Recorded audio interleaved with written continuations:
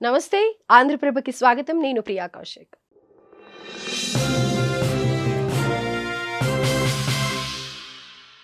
తిరుమల శ్రీవారిని బీజేపీ రాజ్యసభ సభ్యులు కె లక్ష్మణ్ దర్శించుకున్నారు. విఐపి విరామ సమయంలో కుటుంబ సభ్యులతో కలిసి స్వామివారి సేవలో పాల్గొని మొక్కులు చెల్లించుకున్నారు. దర్శనానంతరం ఆలయ రంగనాయకుల మండపంలో వేద పండితుల వేద ఆశీర్వచనం అందించగా ఆలయ అధికారులు శ్రీవారి తీర్థ ప్రసాదాలు అందజేసి పట్టు వస్త్రంతో సత్కరించారు. ఆలయం వెలుపల ఆయన మాట్లాడుతూ కలియుగ దైవం శ్రీ వెంకటేశ్వర స్వామిని దర్శించుకోవడం చాలా సంతోషంగా ఉందన్నారు. గత ప్రభుత్వ హయాంలో జరిగిన కానుకల దుర్వినియోగం, నాణ్యత లేని అన్నప్రసాదాల వితరణ, లడ్డూ ప్రసాదంలో కల్తీ నెయ్యి వంటి అవకతవకలపై విచారణ జరిపించి చర్యలు తీసుకోవాలని కోరారు. నా పుట్టినరోజు సందర్భంగా కుటుంబ సమేతంగా కలియుగ దైవమైనటువంటి వెంకటేశ్వర స్వామిని దర్శించుకోవడం చాలా ధన్యునిగా భావిస్తూ ఉన్నాను. ఇవాళ గురువారం నేత్ర దర్శనం.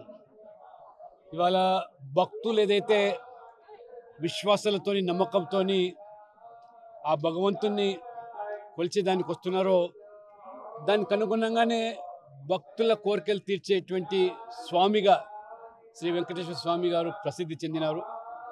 ప్రపంచవ్యాప్తంగా కూడా భక్తులు ఎంతో విశ్వాసంతో నమ్మకంతో కూడా తమ కానుకలు సమర్పిస్తూ ఉన్నారు. ఈ యొక్క సనాతన ధర్మం యొక్క మరి కాపాడడానికి, అదే రకంగా ధర్మం కోసము భక్తులు ఇచ్చేటువంటి కానుకలు.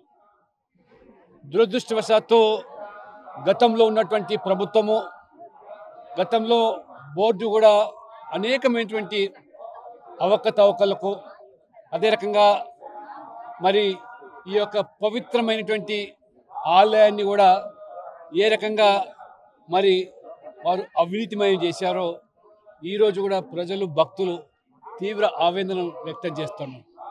ఇవాళ గౌరవనీయులు ముఖ్యమంత్రి చంద్రబాబు నాయుడు గారు ఇవాళ తిరుపతి అభివృద్ధి కోసము లేదా ఈ బోర్డు కూడా అనేక చర్యలు తీసుకుంటున్నప్పటికీ మరి గతంలో జరిగినటువంటి అవకతవకల పట్ల, మరి అవినీతి పట్ల పూర్తి స్థాయిలో ప్రస్తుత ప్రభుత్వము మరి విచారణ జరిపించే చర్యలు తీసుకోవాల్సిన అవసరం ఉందని చెప్పి భక్తులు భావిస్తూ ఉన్నారు. ఎందుకంటే మనం చూసాం ఇవాళ ఈ ఆయుర్వేద మాత్రలు ఏదైతే తయారు చేసేటువంటి మరి మిషన్లు గతంలో 2022 సంవత్సరంలో దాదాపు 3,90,00,000 రూపాయల వ్యయంతో కూడుకున్నటువంటి నాసి రకమైనటువంటి మిషన్లు కొనుగోలు చేసి కనీసం ఉపయోగంలో రాకుండా చేసినటువంటి పాపం, నిజంగా ఆ పాపం పండాల్సిన అవసరం ఉన్నది. ఈ రకంగా మరి గత ప్రభుత్వము పూర్తిగా ఈ పవిత్రతను మరి గాలికి వదిలేయడమే కాకుండా ఏ రకమైన అవినీతికి పాల్పడ్డారో ఇవాళ మనం చూస్తున్నాం. అది పరాకాష్ట. పరకామణిని వదలలేదు, లేదా ఈ యొక్క ఫార్మసీని వదలలేదు.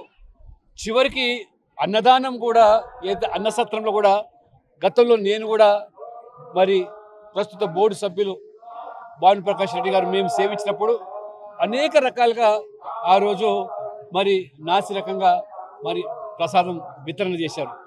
లడ్డూల్లో జరిగినటువంటి మరి కల్తీ కూడా భక్తులను కలవరపరుస్తున్నది.